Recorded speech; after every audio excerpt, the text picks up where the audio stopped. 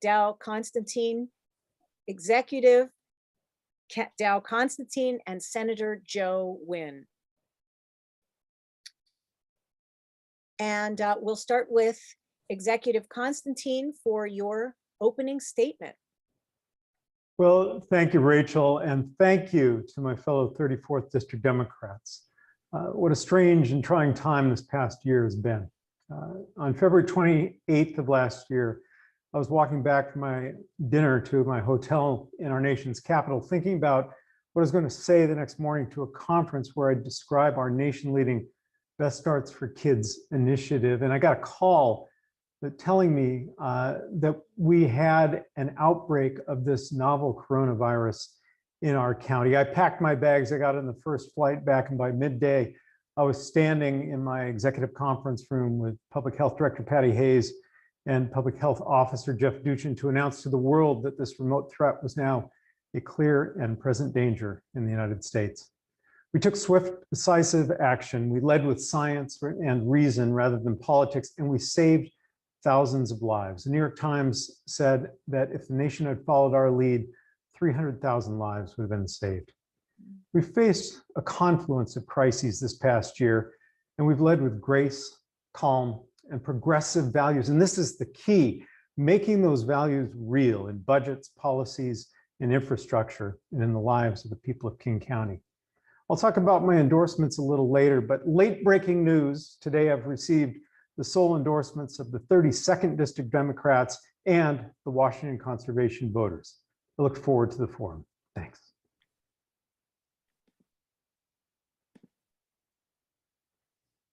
Perfect. Senator Nguyen, your opening statement. Thank you so much, Rachel, and members of the 34th Legislative District. It's such an honor to serve. I'm Joe Nguyen.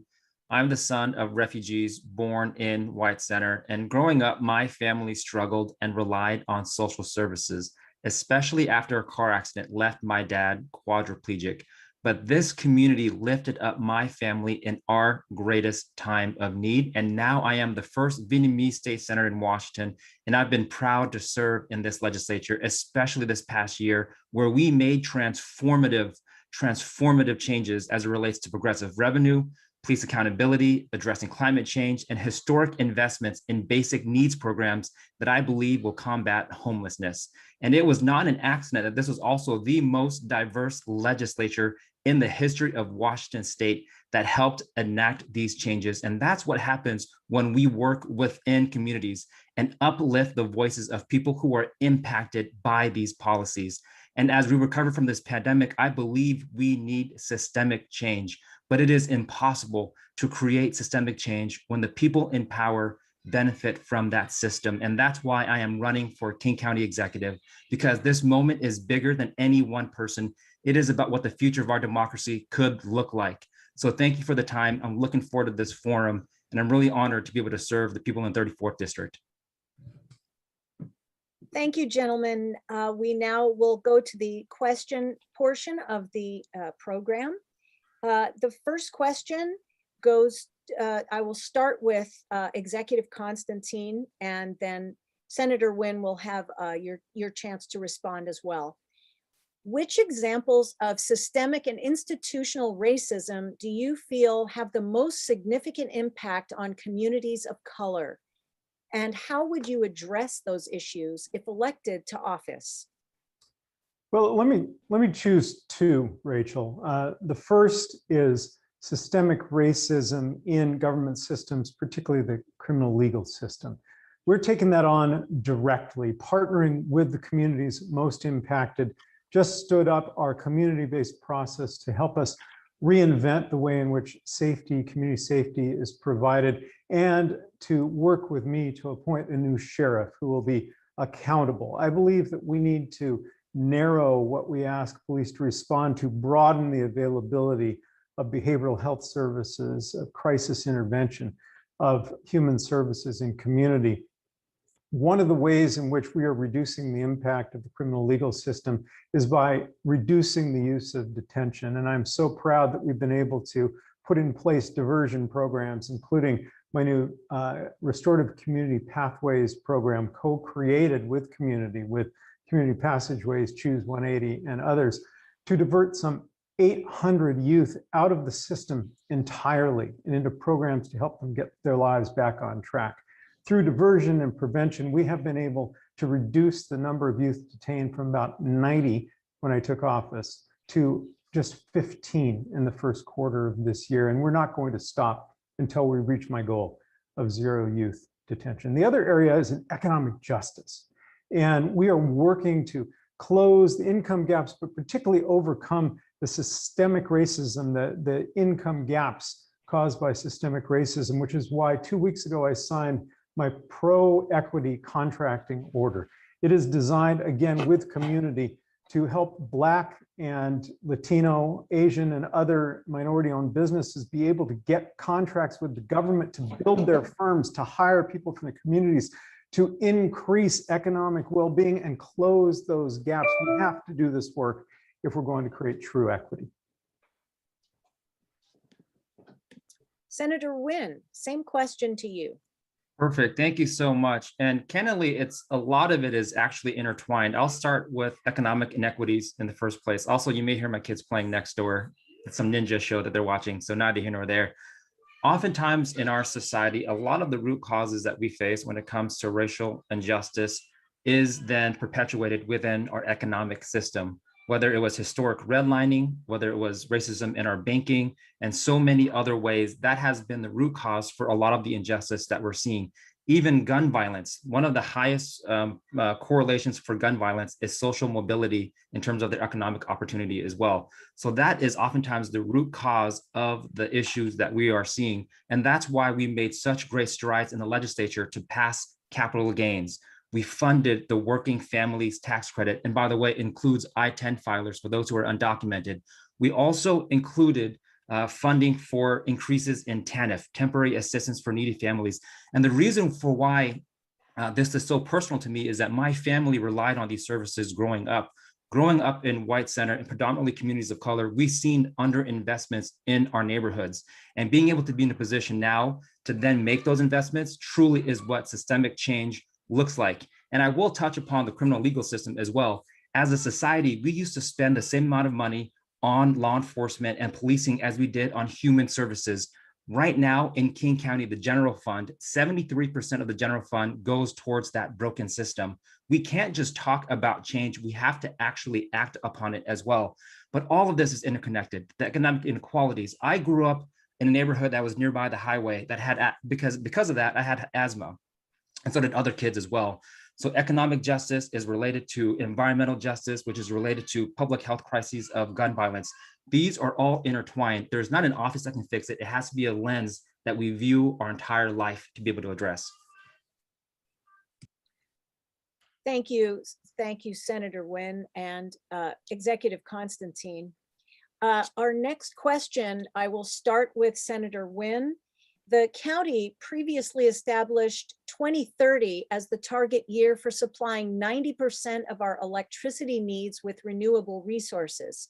When proposed, it was expected to be achieved through a combination of local government efforts, voluntary private efforts, carbon pricing policies, and a new generation of energy supply infrastructure that would be 100% renewable. Do you believe the county is on track to meet this goal?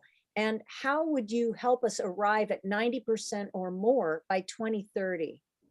Yeah, thank you so much. Candidly, I don't, by their own measures, I don't think that they are on track to achieve these goals. I read a report around climate. The clock isn't going, by the way, in case you guys want to make sure that that is going. But I read a report for 2015 regarding climate goals as it relates to the county itself. And I don't believe that they've necessarily been quite there just yet. What's interesting is that this is going to take a multifaceted approach. And like I said, I care very much about climate and I care very much about the environment. One of the reasons is that my father was a fisherman in Vietnam. And when he first came to America, he took me to the Duwamish River to go crabbing. And what's interesting is that we didn't know at that time, but we had a stranger come up to us and say, hey, you can't eat that crab because the water is poisoned. So when we talk about climate change and pollution, this is happening right now in our communities as well. So from that perspective, we fought for addressing climate change by having higher standards when it comes to cars, by having higher standards when it comes to building standards as well. I even had a bill for what's called FSEC, its energy siting facility to make it easier to site energy facilities across Washington state. We supported carbon pricing in the past. We passed a cap and invest program that's not quite where I want it to go, but we put a lot of environmental justice language into it as well. So this is truly going to take the multi-jurisdictions from the federal government, state level, and the county to be able to implement. And the fact that we're the 12th largest county in the United States, bigger than 14 states, I truly believe that we can lead on this. So I don't think we're actually on track to meet the 2030 goals, but I can be corrected if I'm wrong, but that's based off the report that I read in 2015. But the other thing is that we need to make tremendous investments right now in this space. And I think we have some of the frameworks in place based off what the state has done this past year. Thanks, Senator. Thank you for also bringing up the issue of the time. I'd like to have Executive Constantine respond, and if we could give him a few more seconds just so we can have equal time for both candidates on this question. Go ahead, Executive Constantine. Well, thank you, Rachel. And specifically on the issue of the power supply, I convened leaders of cities in King County under the banner of the King County Cities Climate Collaboration. And we brought Puget Sound Energy to the table and demanded that they get off coal power and provide us the ability to buy clean, renewable energy. And they stood up an entire program called Green Direct. And we were the lead subscriber to that, along with other public and private power purchasers. And that allowed PSE to close their coal strip plants 1 and 2 in Montana. That is real, tangible progress toward a 100% clean energy portfolio. I believe that we can get there. We need more actions like that, not just aspirational talk, but the kind of work that we have done at King County. My new strategic climate action plan is a roadmap to cut greenhouse gas emissions countywide, not just for the government operations, in half within this decade. It would cut greenhouse emissions 50% by 2030, and then move on toward our goal of zero emissions. In 2018, I was recognized as a national leader in the transition to 100% electric fleets. I am pushing Metro to be right at the head of the pack in being zero tailpipe emission. And this year I'll take delivery on our first 40 all-electric articulated coaches, the long buses that carry people on the workhorse trips. Environment Washington and Washburn lauded the work I did in that arena. But we also moved forward on carbon sequestration, planted 1 million trees more than a year ahead of our goal, and I've launched into the 3 million tree campaign to plant and preserve 3 million trees to store carbon.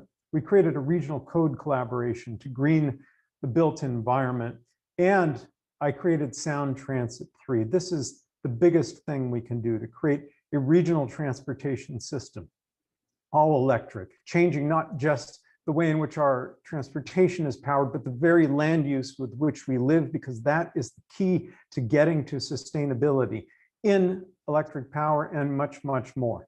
I believe that this county has the expertise, the will, and the resources, if they fix the damn tax system, to be able to accomplish that goal. Thank you both for that. Our next question is going to go first to Executive Constantine. How will you work with labor unions on an equitable, just transition from polluting industries to a green economy? And how will you identify careers impacted by the transition, connect people to jobs, and ensure no jobs are lost as we push for environmental progress? So we are in fact working hand in hand with our labor unions, which is why I'm the only candidate endorsed by labor unions in this race, by MLK Labor, by Teamsters, by SEIU, by UFCW, and many, many more. The work that we are doing is to create pre-apprenticeship programs in our school systems, including Highline and Federal Way, apprenticeship programs where we mandate that the contractors go into zip codes where people have historically been left behind, and hire people in to the very programs that you're talking about, the programs to transform our electrical power system, to transform our built environment into one that's green. This region has the opportunity to lead on the transition to green energy, to green infrastructure, including the $54 billion we're driving into building Sound Transit 3. And those are all green jobs for an entire career. And with our targeted hiring can be green jobs for people who have historically, and in many cases for generations, been left out of the remarkable economic story of this region. That is why I am so proud of the partnerships that we're building with community and with labor. Everything that we've been able to do has been because we have built relationships. We have built partnerships with dozens and then hundreds of community-based organizations who can help us move their constituents, their members, toward the shared goals we have of a county where every person has the opportunity to thrive. Thank you. And Senator Nguyen.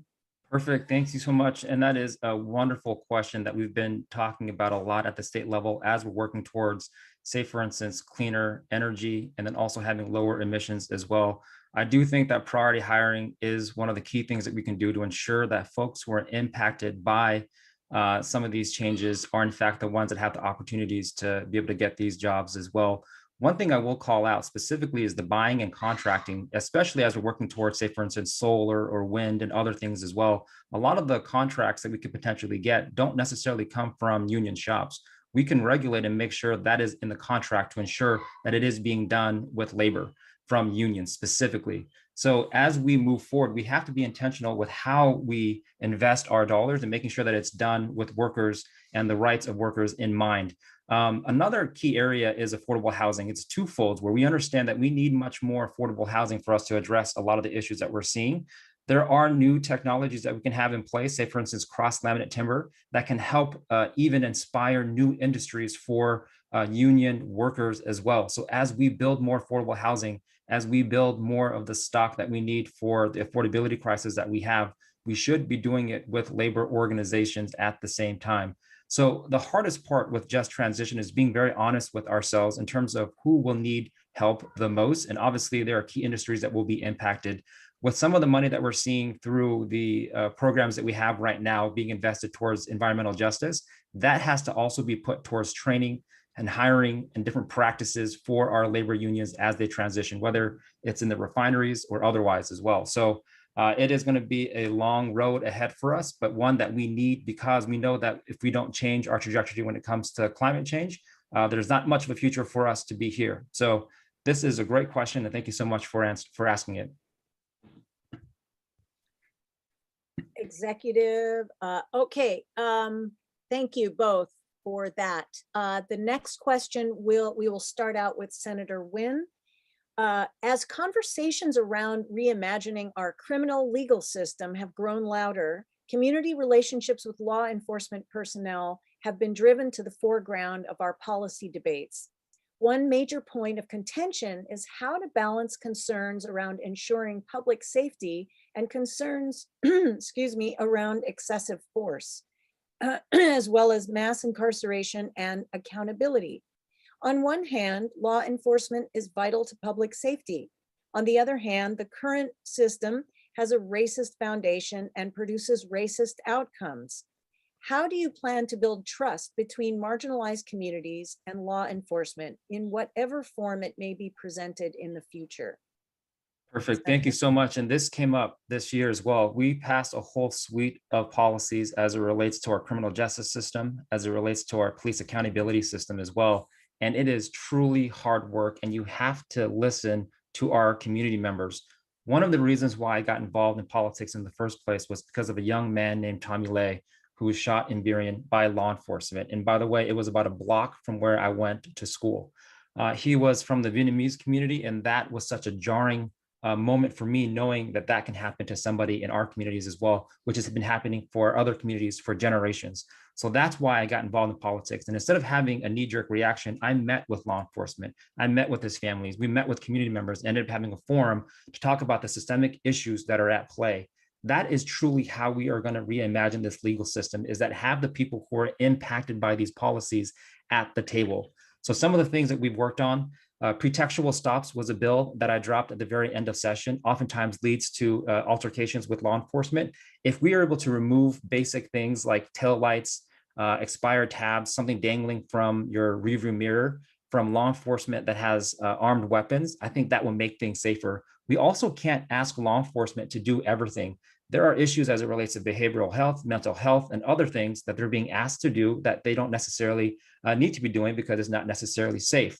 What I will say is that as a society, we used to spend the same amount of money on human services as we did on law enforcement and policing. Now that number is a lot different because of the war on drugs, because of the tough on crime policies, and we have to change that. So instead of just criminalizing poverty, we have to address the root causes of it, which then leads to our legal system becoming more just as well. So for me, this is more than just looking at the system as is. This is everything within our society. And by the way, this position would be helping pick the next sheriff, which we believe should be focused on acting as a guardian for our communities and not, a warrior. Well, thank you for the question. I am deeply involved in these issues with community. The Lay family helped us begin the work that we did to completely transform the inquest process. We worked with the families of those who've been victimized by state-sponsored violence. And we created an entirely new process for inquests in police shootings. Our own sheriff's department, along with several other cities, sued us, and the case is now before the Supreme Court, but we will prevail. And I appreciate the support of Davida Briscoe of Not This Time and many others in my campaign for re-election. But there's much more than that. Police have to be stopped from the kinds of behaviors that are causing tragedy when they encounter people in behavioral health crisis.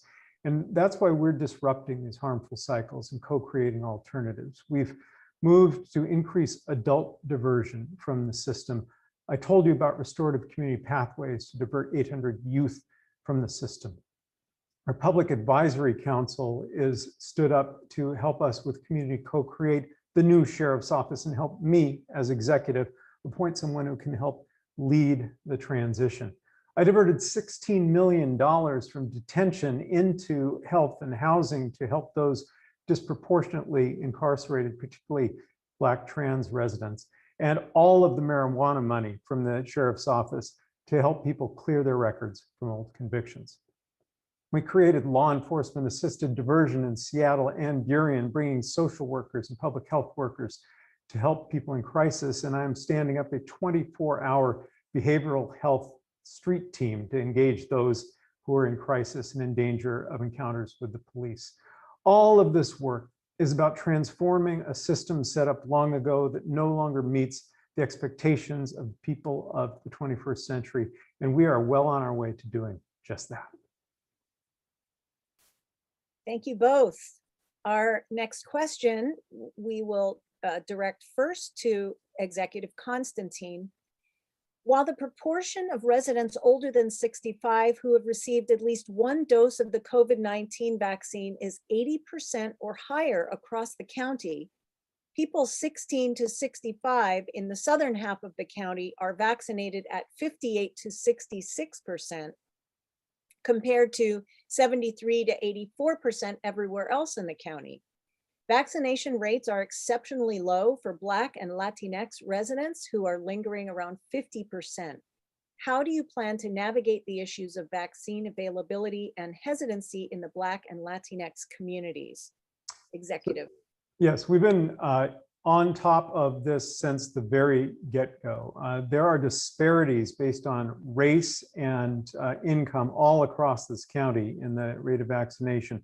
That's why we put our mass vaccine sites into the communities that had the least access and really the greatest resistance to vaccines. And we partnered with dozens and dozens of community-based organizations, just as we have on so many other important public issues, to make sure that we're reaching out with those who are trusted in communities so they can invite people in to get the vaccines they need. Because of that, the racial disparities in vaccine rates in King County have been narrowed and are much, much less than they are nationally.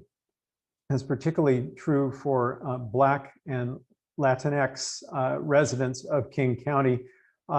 Native American and Pacific Islander vaccine rates are actually way above the vaccine rates for the white population in King County. We're very proud of the work that public health has done, but we will not rest until we have reached every single person and offered them the opportunity to get to the safety of a vaccination. Public Health Seattle King County, I have built into really the leading public health agency in the country. I'm so proud to have appointed a nurse, a really unorthodox move for public health, Patty Hayes, who's helped lead us through this unprecedented crisis. And in COVID, we succeeded because I centered her voice and the voice of Jeff Duchin and the voice of experts, rather than allowing it to devolve into a political debate about vaccines or masks or anything else. That's why we have the best record in America. We are dedicated to making sure that everyone in this community is given the right information and the right access to vaccines. And our public health department is up to that task. I think that when this is all said and done, you're going to see we had the best results in the country. Senator Nguyen? Perfect. Thank you so much. And again, this is one of those situations where the pandemic truly exposed inequities in our society that started before the pandemic and likely will last after the pandemic and has to be addressed head on. And what's interesting is that, at least from the health perspective, as a kid, I had to help my mom navigate the healthcare system when my father was in his car accident. I had to translate documents for her. I had to go to appointments for her. I had to help get her the resources in order to understand what we had available to help her and also my father at that time as well. And I will tell you, it is not easy. So for those of us who've been left out of the healthcare system in the past, that's part of the reason for why there is not a level of vaccination rates for the key demographics that we want. So people who had access to healthcare before were fine. Those who didn't, obviously, we're seeing those disparities right now. And what we really need is to have engaged members of the communities reaching out. That has been by far the most effective ways to get some of these populations vaccinated, is that you have credible messengers in this system. So this is something that should have been addressed before the pandemic. If we declared that racism was a public health issue, we should have been building more relationships with community members in that space, trying to get that relationship and trust built. So that way, when these things happen, we have people to go to. And I believe that is one of the ways that we can transform how we lead on these issues, is centering the voices of those who are most impacted. And there are tremendous leaders in our community doing the work in this space. I've been able to visit with a couple of the clinics as they're doing these vaccinations as well. And it was a very festive environment. So if you change the way that you do things, you can make transformative change. In addition to just translating mailers and ads, we have to have these deep relationships in community to truly get to these demographics in a way that makes sense, because it hasn't happened in the past. Thank you both. Our next question, which we will start with Senator Nguyen. The closing of the West Seattle Bridge, the construction along Delridge, and the idea of lane reduction on West Marginal Way have highlighted the importance of accessible multimodal transportation for many in our district. Variety in choice promotes equity, enhances public health, reduces environmental impacts, and improves quality of life for all. How will you advocate for equity and access in our county's transportation infrastructure? Great question. And that's something that's been top of mind for the entire year. And I happen to serve on the Transportation Committee on purpose, because I know how important that is to this district and also to this county specifically as well. And what's interesting is that right now it's a bit disjointed, whether it's state, county, or city, they're a bit disjointed. We need to do a better job connecting these multimodal options for us to be able to utilize them in an effective way. That's why I had a budget proviso in the transportation budget. Hopefully we can go back to pass it, to be able to put state dollars towards leveraging these resources better as well. The other thing too is that when you have an effective mass transit system, you can lower the vehicle's miles traveled. So not only can you get people to access different economic opportunities, you can lower the vehicle's miles traveled, which then lowers the greenhouse gases that you have emitting in our state. What's interesting is that when I lived in Burien, so after I grew up, moved to Burien, I used to have a job downtown, and it would take us about 90 minutes to take the bus downtown to go to work. Otherwise, if you were to drive, it was about 15 minutes. So there are certainly communities right now that don't have access to mass transit in a way that would make it effective for them. I do have a plan in terms of making transit free, because not only can you, in fact, make it more equitable, you can also ensure that we can lower the vehicle's miles traveled as well. So there are multi-jurisdictions that we need to partner with. And I think that's one of the biggest things that we can focus on is how do we partner with the federal government, with the state, with the county, and the city to make this done. And in fact, it's interesting because the county does have a good policy position when it comes to connecting communities. We actually just need to act on them as well. So thank you so much. Executive Constantine. Well, thank you. I mean, first of all, good news for Burien. This week I broke ground on Rapid Ride Line H. We replaced the very popular Route 120 from Burien to White Center, Delridge to downtown and South Lake Union with high capacity, high quality, frequent service. That is another step in the innovations we are creating all across the county to build what in 2018 was named the best large transit system in North America, Metro Transit. I also created Sound Transit 3, and I really did the work to put together the unprecedented coalition to stand up that plan and get it passed at the ballot. It took the better part of a decade to do, but we are creating a 116-mile system to link together all of our job centers, all of our major residential centers, so that everyone has access to the opportunities this region has to offer.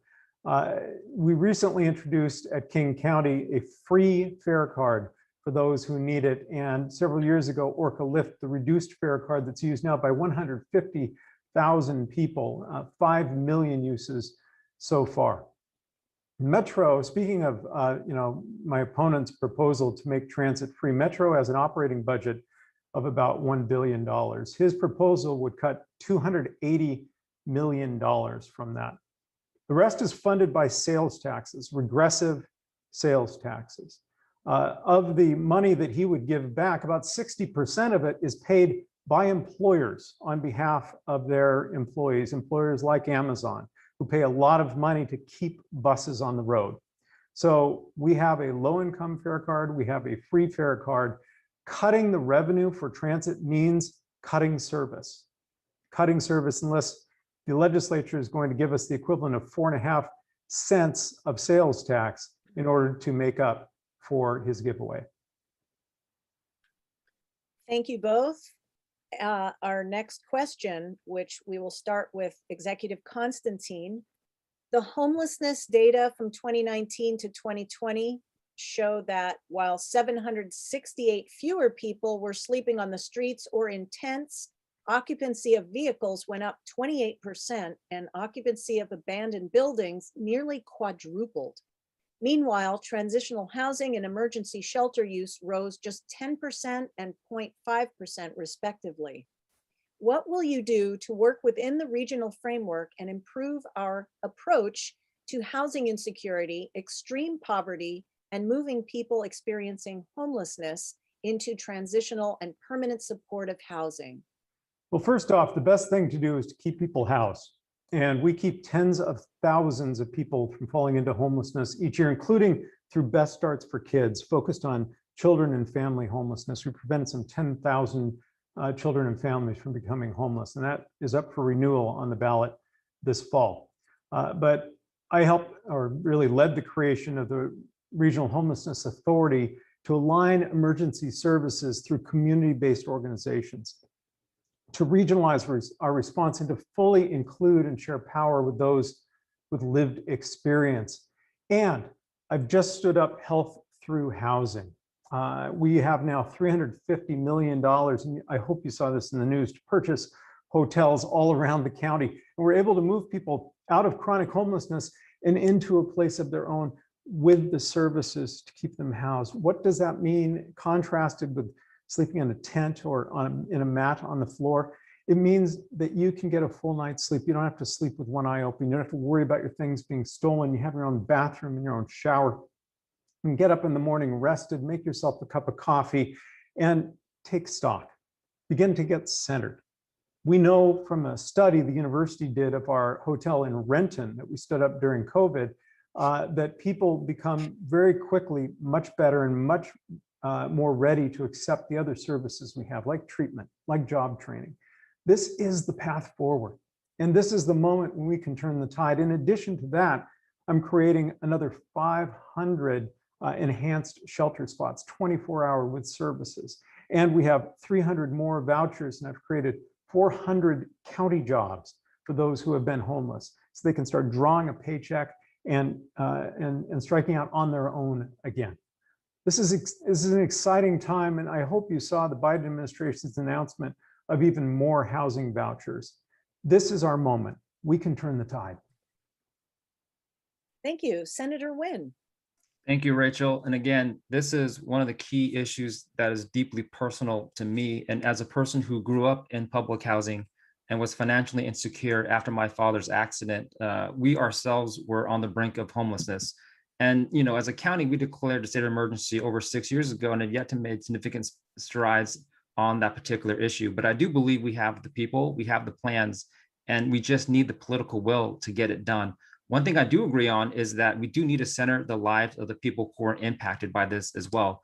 And in Olympia, when we would have conversations about those impacted by homelessness, I even had some people come down from Camp Second Chance to Olympia to testify on their own behalf. This was years ago, before the pandemic itself. So there are long-term and short-term plans to address this issue. First off, we have to stop the spigot. We need to keep people housed. Again, it is cheaper to take them out of, it's cheaper to keep them housed and to take them out of homelessness. So those are the systemic things that we have to address, whether it's investing in basic needs programs like TANF that my family relied upon, like funding the Working Families Tax Credit to put more money in people's pockets, to having more affordable housing. We passed a document recording fee to have dedicated funding for rent and housing relief. We can also be using our civic properties better to build more affordable housing as well. And in fact, I think social housing for the lower income thresholds as well. But in terms of the near-term approaches, we have to have more of a treatment-focused response, investing in supportive housing, investing in crisis stabilization units, and expanding in mobile crisis units as well, in partnerships with, say, for instance, our firefighters, and also our behavioral health and mental health professionals as well. And this truly does have to be a regional approach. And I do worry that there's a lack of trust right now happening between jurisdictions and the county. The fact that there are so many jurisdictions that did not want to partake in the system causes a little bit of pause. So I think we need leadership to have that fresh start and rebuild those relationships with our regional jurisdictions. Thank you both. Our next question, which we will start out with Senator Nguyen. The state of Washington arbitrarily caps SPED, that's S-P-E-D funding at 13.5% of the student population. This means that districts receive no additional funding for services for students with disabilities where those students make up a higher proportion of the population. In King County, students with disabilities represent more than 13.5% of the student body at 10 of our 27 school districts and charter schools.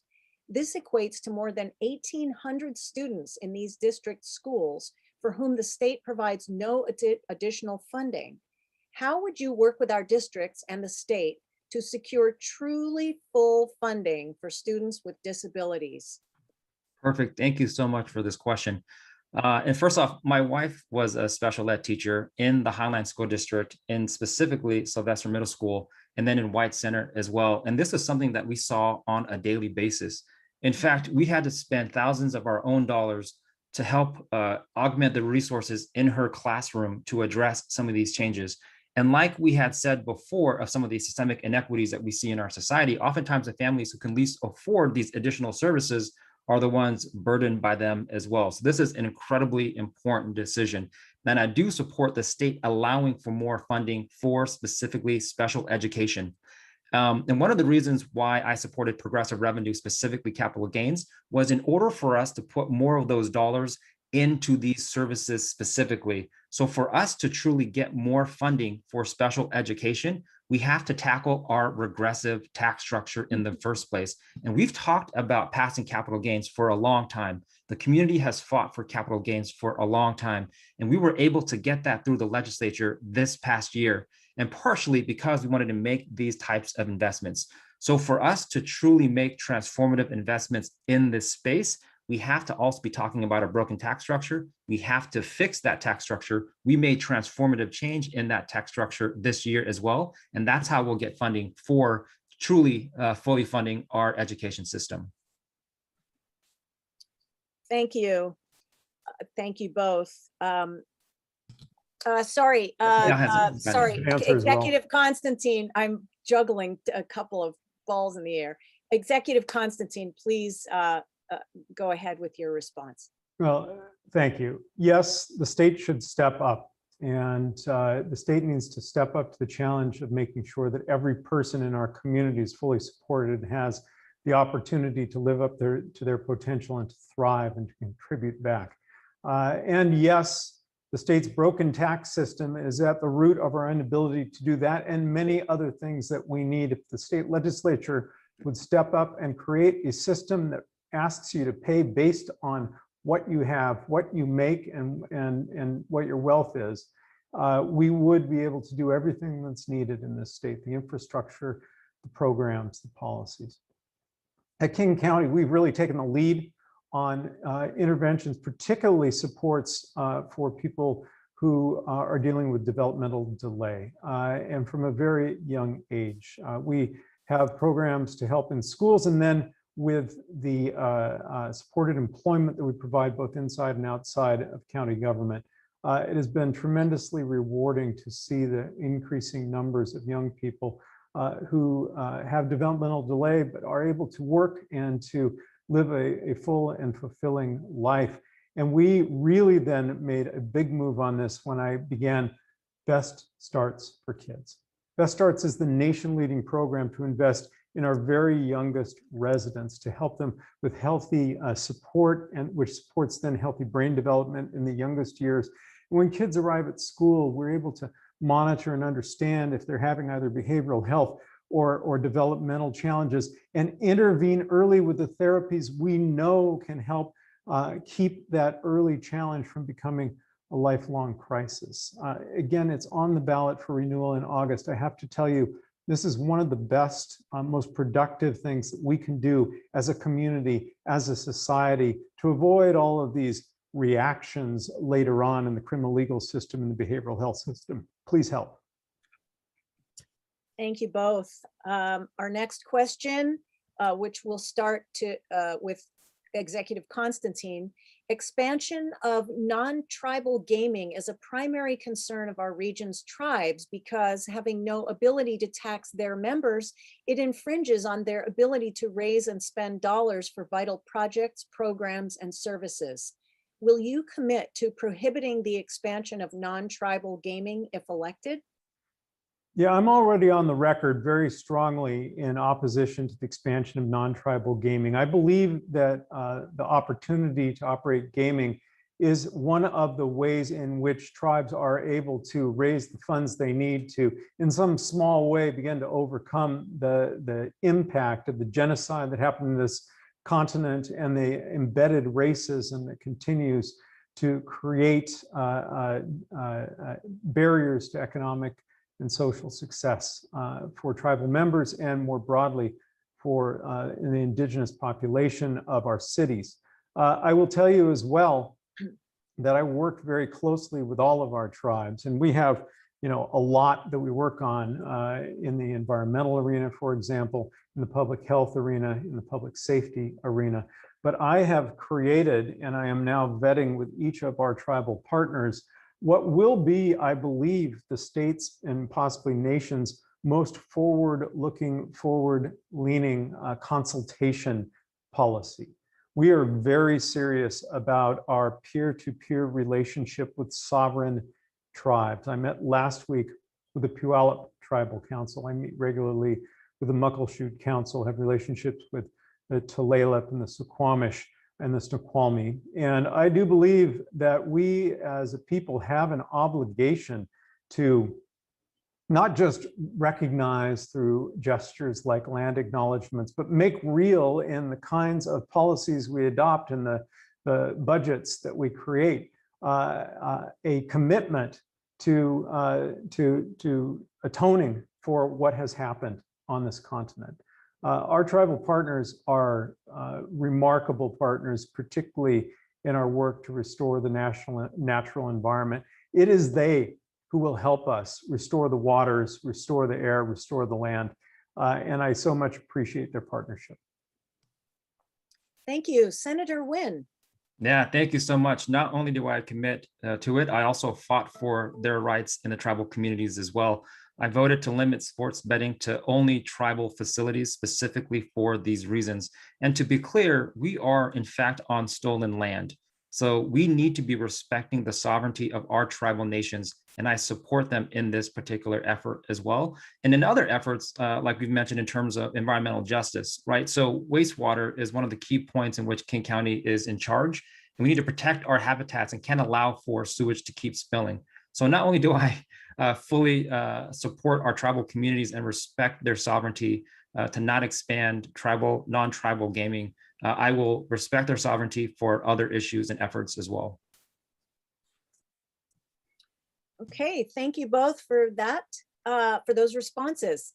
Our next question, we will start with Senator Wynn. Do you support the Growth Management Act's goals of focusing development and population growth in existing urban centers?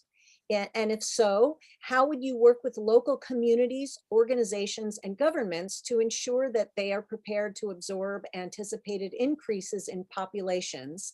And if not, what is your preferred alternative? Perfect. I think I was first. Is that right?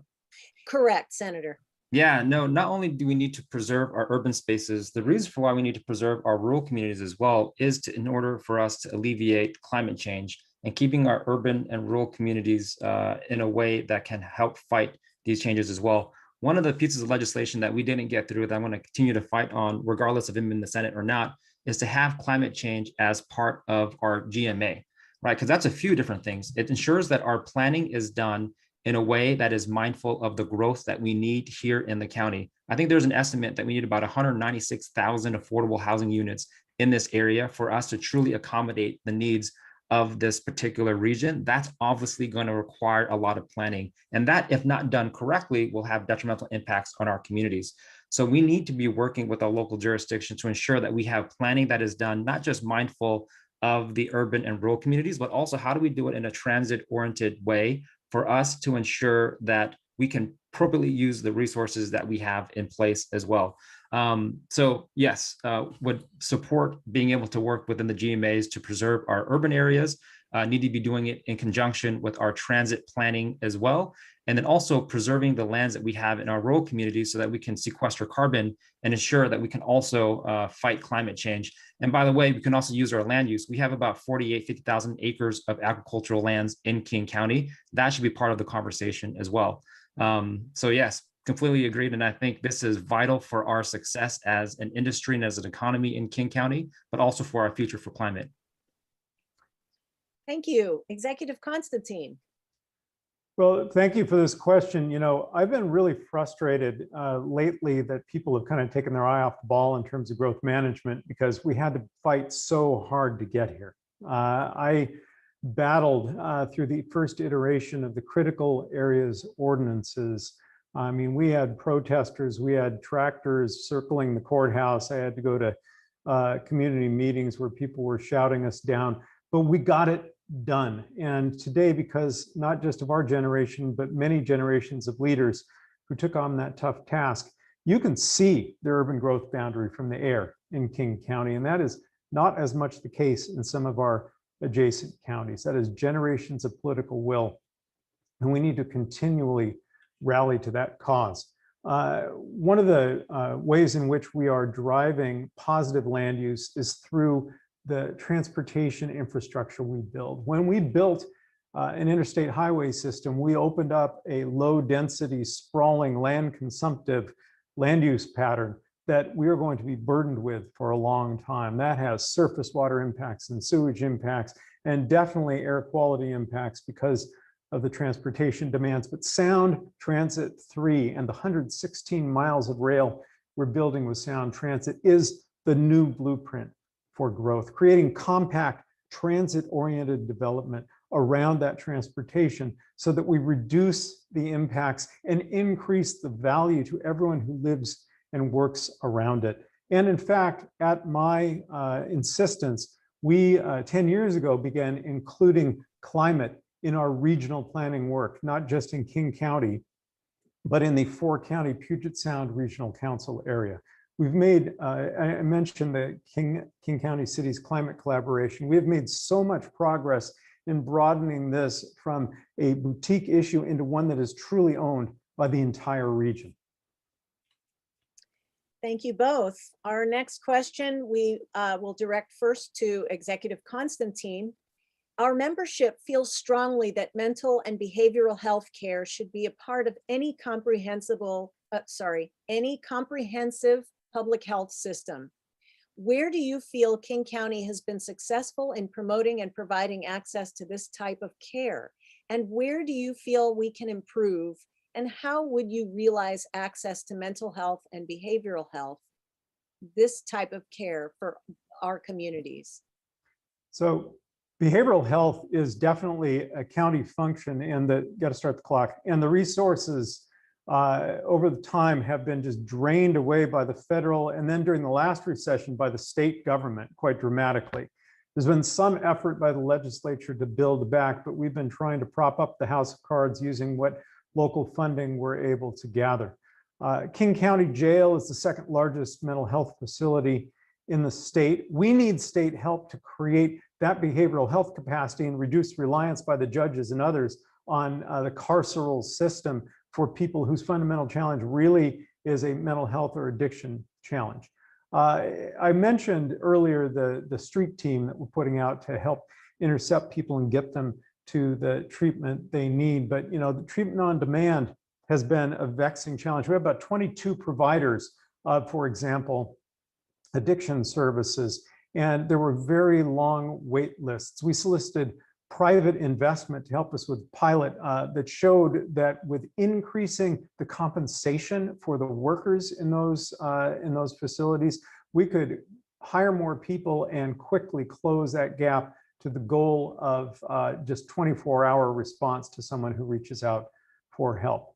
I'm really pleased that the Balmers have come in with more help through the University of Washington to try to advance the work in behavioral health. But I'll tell you what the county's big down payment is now is the $1.75 billion Harborview bond that I stood up and we passed last year, which includes the creation of a behavioral health institute at Harborview. This is going to be operated by the University of Washington. We're going to be able to have both clinical and research work going on.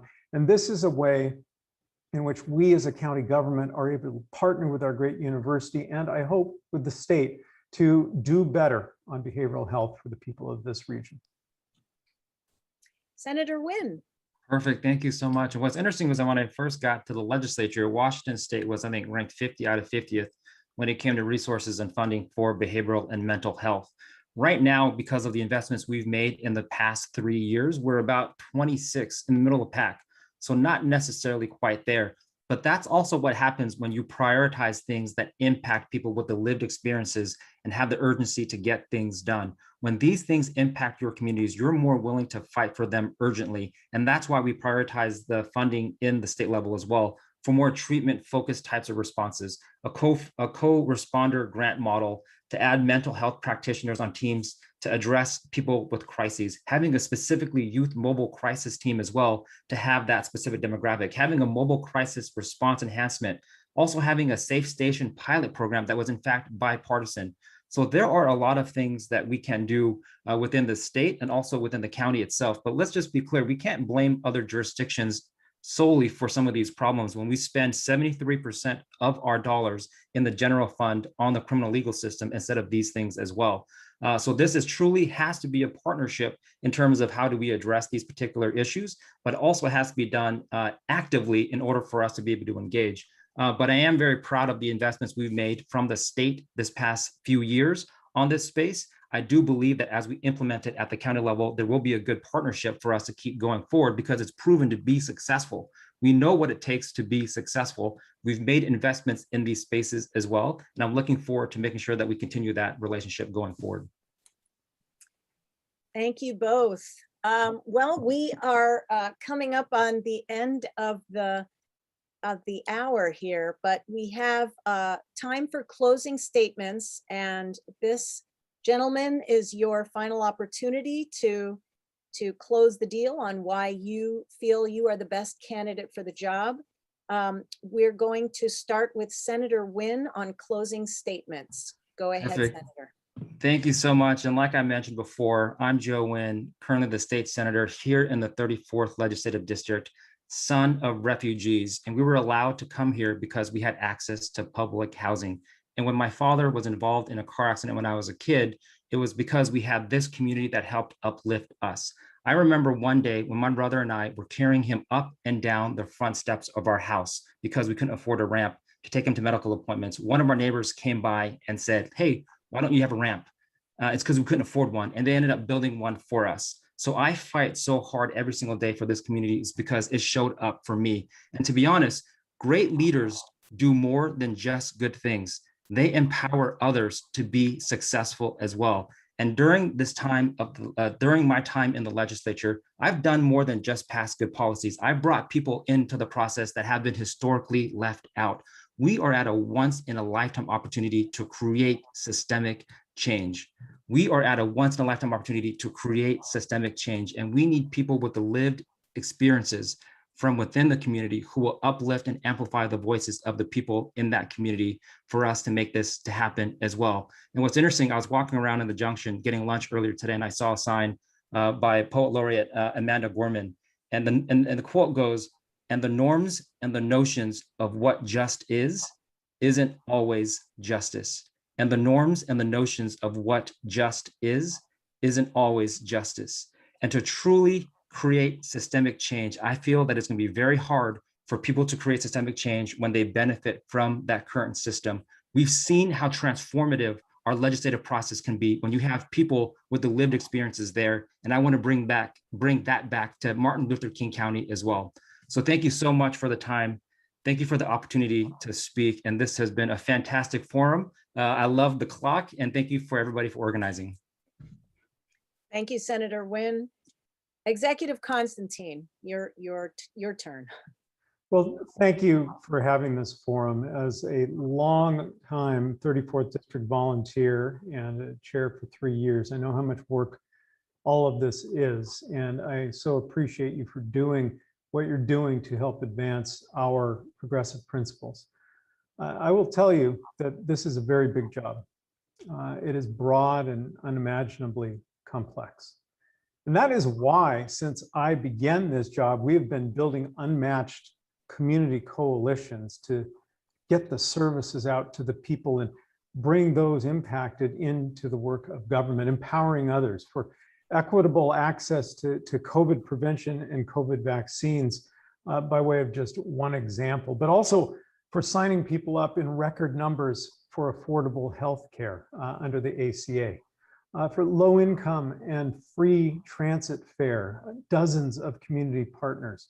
For my pro-equity contracting executive order, where we worked with community partners to identify how to make it possible for those who've been historically excluded to participate and grow their businesses. For my new inquest process, where I worked with bereaved families to identify how we could get to the bottom of what happened and start making it possible to stop police violence. For a new inquest process, but also for appointing a new sheriff, making sure that we have someone who can lead a transformation and co-creating the new paradigm for public safety, remaking the duties and structure of the sheriff's office, and so much more. I am so pleased to be endorsed by every labor organization that is endorsed, by Governors Inslee, Gregoire, and Locke, by dozens of Democratic legislators, including Joe Fitzgibbon and Eileen Cody, by Councilmember Joe McDermott and Teresa Mosqueda, by Mayor Jimmy Mata, and as I said, the sole endorsement of the 32nd District Democrats and the Washington Conservation voters, and I would so appreciate the 34th District's endorsement. Thank you. Thank you both. And if I could just insert one small point before folks have to head out, because we value your time. There were several questions that came in on the chat today, that questions to the candidates that we just, because of shortage of time, were not able to address. And I would very much like to give you all the opportunity to reach out to these candidates, both to direct your questions to them. So if the candidates could both be sure, if not already, that your contact information is in the chat. Folks, if you need to leave, just look to the chat and grab those email addresses or websites so that you can contact these candidates. And I don't know if the candidates were interested. We're watching. We both did it. Okay, good. But anyway, we're heading to wrap up time. So I want to pass the torch back to Carla to wrap up our event today. All right, that wraps up the 34th District 2021 King County Executive Forum. I'd like to thank both of our candidates for their time and wish them the best of luck in their campaigns. For those of you joining from Burien, I'd like to invite you to our Burien City Council Forum this Tuesday evening from 7 to 9. You can find the link on our website. Thank you everyone for taking an hour on this beautiful day to see and hear from our candidates, and enjoy the rest of your day. Thank you. Thank you.